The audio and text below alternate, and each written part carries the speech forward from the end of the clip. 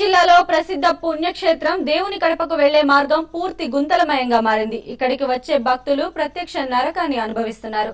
అక్కడికి వెళ్లడానికి వాహన డ్రైవర్లు కూడా బెంబేలెత్తుతున్నారు. చిన్నపాటి వర్షానికే ఈ ప్రాంతం చిన్నపాటి చెరువుగా మారుతోంది. శ్రీవారు మొదట కాలు మోపిన ప్రాంతంగా దేవుని కడపకు పేరుంది. కడపలోని శ్రీవారిని దర్శించుకుంటే తిరుమల దేవుణ్ణి దర్శించుకున్న పుణ్యం దక్కుతుందన్న నమ్మకం ఉంది. అందుకే తిరుమలకు వెళ్లలేని వారు ఇక్కడ దేవదేవుణ్ణి దర్శించుకుని తరిస్తూ ఉంటారు. అయితే కడప నుంచి వెళ్లే దారి గుంతలమయం కావడంతో రావడానికి వాహనదారులు వెనకాడుతున్నారు. కనీస రోడ్డు సౌకర్యం కల్పించడంలో కూడా కార్పొరేషన్ విఫలమైందన్న విమర్శలు ఉన్నాయి.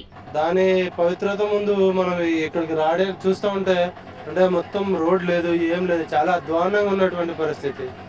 ఈ పరిస్థితిలో ఒక్కోసారి ఇక్కడ దాకా వచ్చే పవిత్రతే లేకుండా అయిపోయేట్టుగా అనిపిస్తా ఉంది. సో ఇప్పటికైనా గవర్నమెంట్ కొంచెం దాని గురించి శ్రద్ధ చూపించేసి ఫండ్స్ ఉంటాయండి, ఫండ్స్ అన్ని రిటర్న్ పోతాయి. ఎవడు ఇస్తాడు దానికి? మనం ఇచ్చిన ట్యాక్సెస్ ఫండ్స్ అన్ని రిటర్న్ పోతాయి.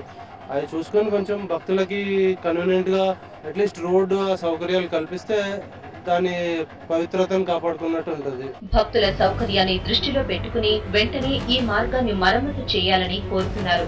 అధికారులు తక్షణమే చర్యలు తీసుకోవాలని అంటున్నారు.